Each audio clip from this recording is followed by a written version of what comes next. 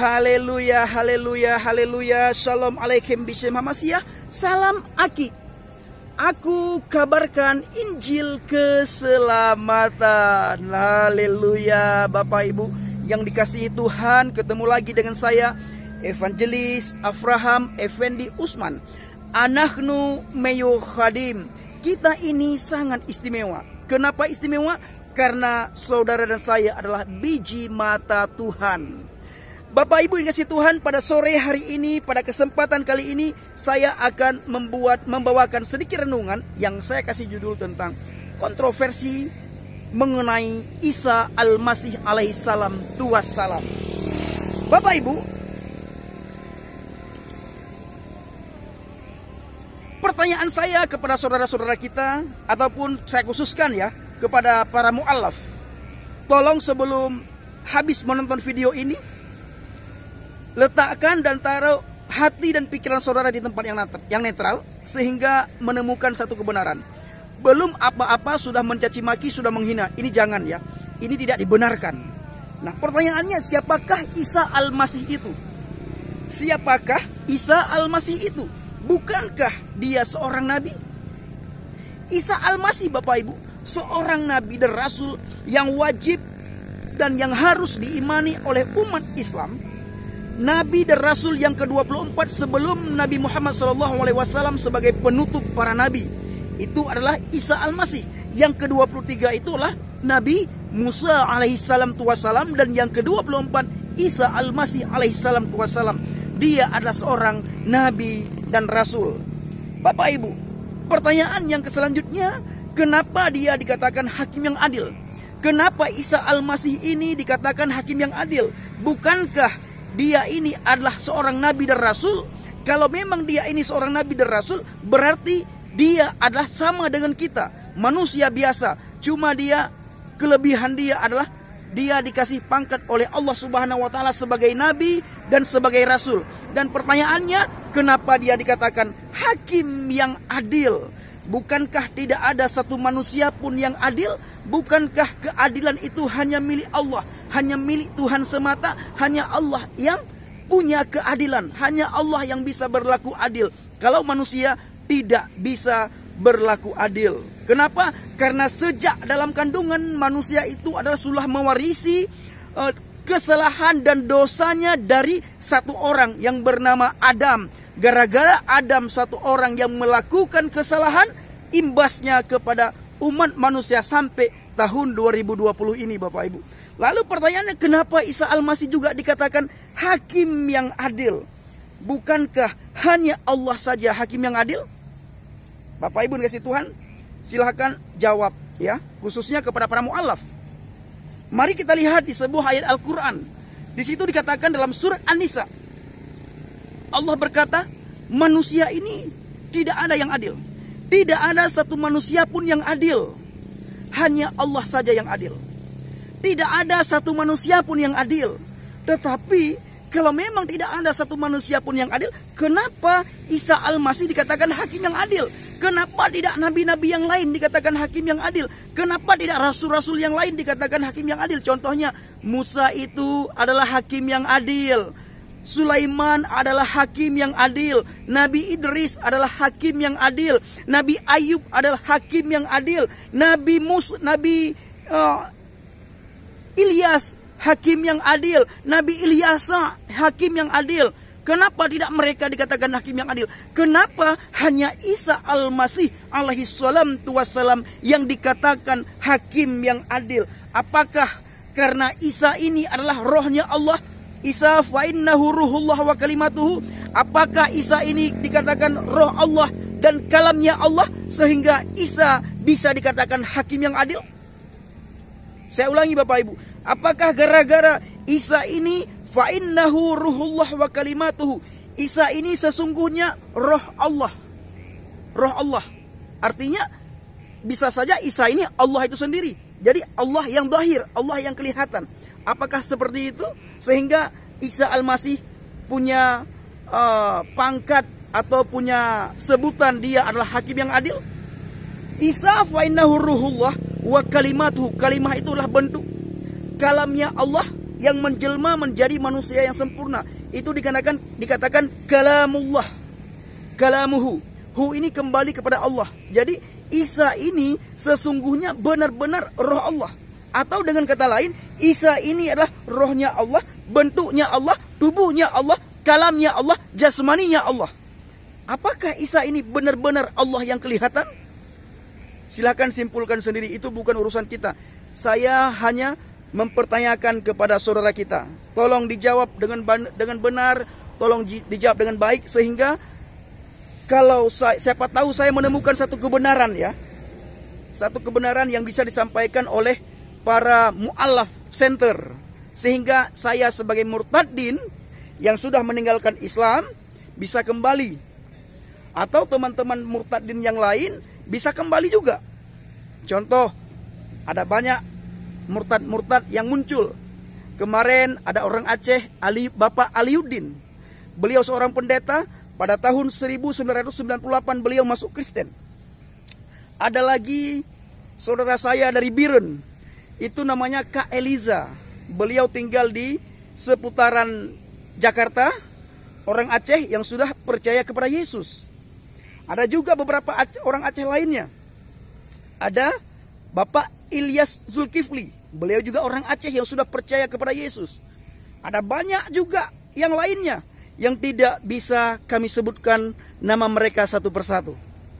Tolong dikonter dengan baik. Jangan sedikit-sedikit menghina, mencaci maki dan menjelek-jelekkan agama sebelumnya, iman sebelumnya. Itu tidak baik. Kalau saya katakan, orang-orang yang seperti inilah orang yang belum mendapatkan hidayah. Nah, kembali ke pokok pembahasan Bapak Ibu yang dikasih Tuhan, di mana saya katakan bahwa kontroversi mengenai Isa Al-Masih. Kenapa Al-Quran mengatakan bahwa tidak ada satu manusia pun yang adil? Lalu Isa, Nabi Isa alaihissalam tuasalam ini siapa? Kembali kepada yang saya katakan barusan. Apakah Isa ini itu Allah yang zahir, Allah yang kelihatan, atau bukan? Silahkan disimpulkan sendiri. Isa fainahu, saya ulangi terus. Isa fainahu ruhullah wa kalimatuhu. Isa ini sesungguhnya roh Allah, tubuhnya Allah, jasmaninya Allah, badannya Allah. Berarti secara nalar saya bahwa Isa ini benar-benar Allah atau bukan? Nah, silahkan disimpulkan sendiri. Isa fainahu ruhullah wa kalimatuhu. Isa ini sesungguhnya roh Allah wa kalimatuhu. Badannya Allah, tubuhnya Allah, jasmaninya Allah.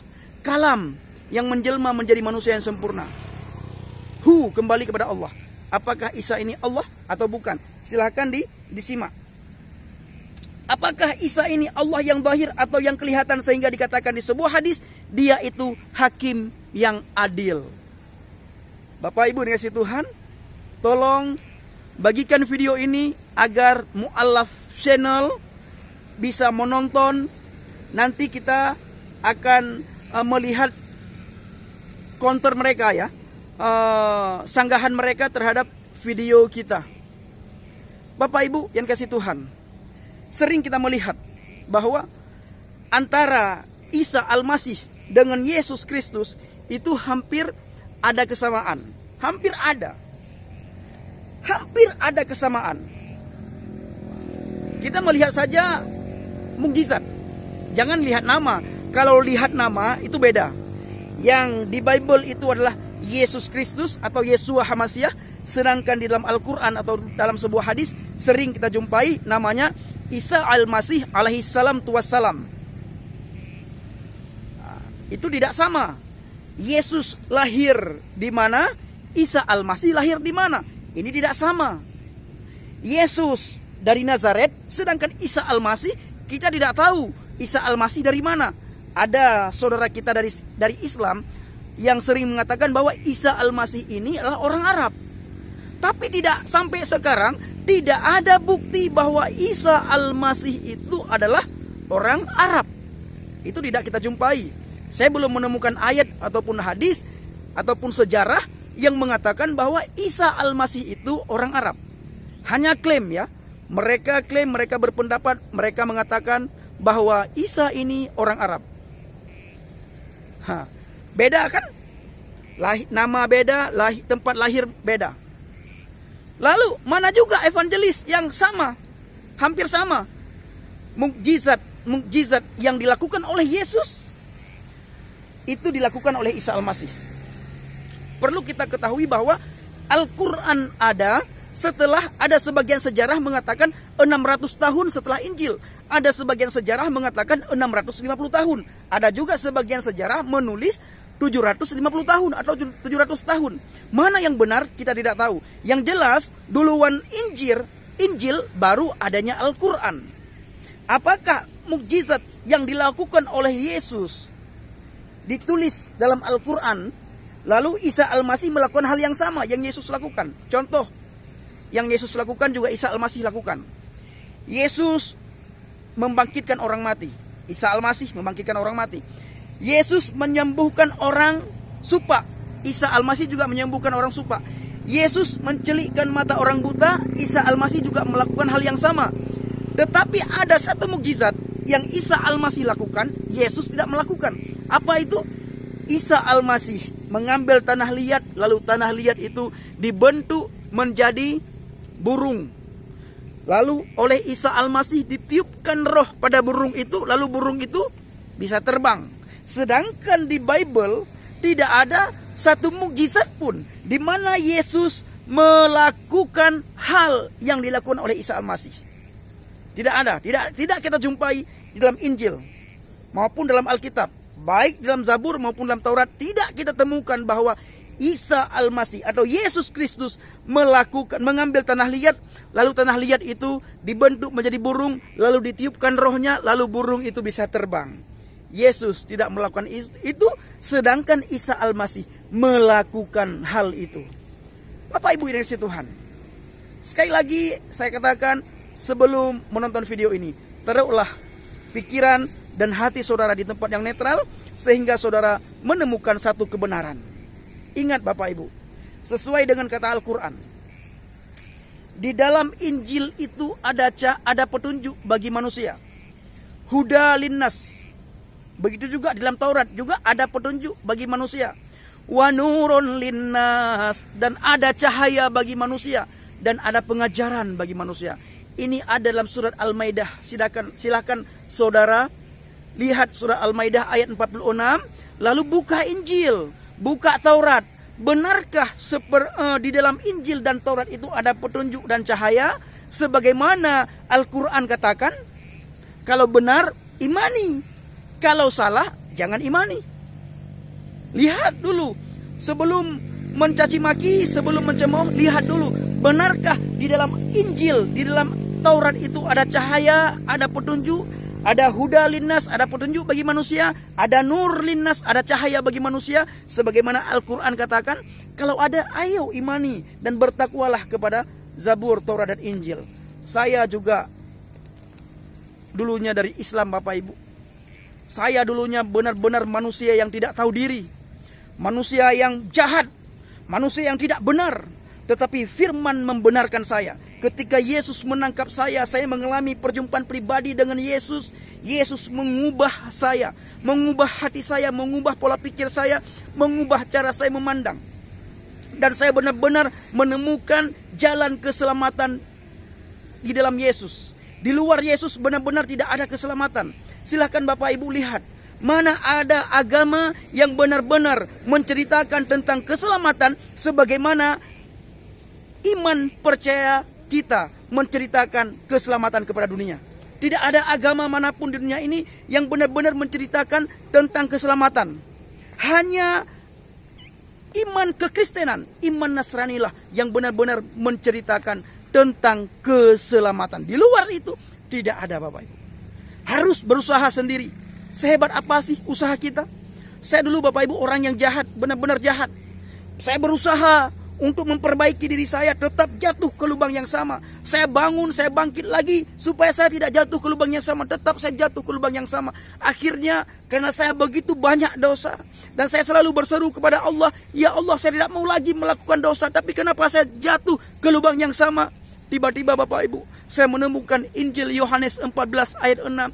Yesus Akulah jalan, kebenaran, dan hidup. Tidak ada seorang pun yang datang kepada Bapa kalau tidak melalui aku. Ketika saya mengalami perjumpaan pribadi dengan Yesus, Yesus menangkap saya, Yesus ubah saya, Yesus segala-galanya Bapak Ibu bagi saya dan bagi saudara yang percaya kepada Dia. Tidak ada satu manusia pun yang bisa menyelamatkan kita. Amal kebaikan kita Bapak Ibu tidak bisa menyelamatkan kita. Hanya Yesus yang bisa menyelamatkan saudara dan saya. Percayalah kata saya Bapak Ibu. Saya selalu dengung-dengungkan Yesus, Yesus, Yesus, Yesus yang bisa menyelamatkan saudara dan saya. Terima kasih Bapak Ibu dikasih Tuhan yang sudah menonton video ini. Doa saya, saudara terhindar dari segala mara bahaya, celaka maut, musibah, maupun dari niat-niat orang yang ingin berbuat jahat, maupun dari virus corona yang lagi melanda bangsa dan negara kita. Dijauhkan dari itu semua, diberikan keberhasilan, kesuksesan kepada Bapak Ibu yang berharap kepada Tuhan. Terus maju dalam Tuhan. Ini adalah masa-masa di mana detik-detik di mana kedatangan Tuhan yang kedua kali untuk menjemput saudara dan saya. Dan pastikan saudara dan saya ketika Yesus Kristus datang yang kedua kali, saudara dan saya mengalami rapture, mengalami penjemputan itu. Dan saudara dan saya pastikan pasti dijemput, tidak akan ditinggalkan. Terima kasih Bapak Ibu. Salam alaikum bishem Hamasyah. Salam Aki. Aku kabarkan Injil keselamatan. Bapak Yahweh bishem Adonai Yesua Hamasyah Waruh Kudus memberkati saudara dan saya. Haleluya. Amin. Shalom.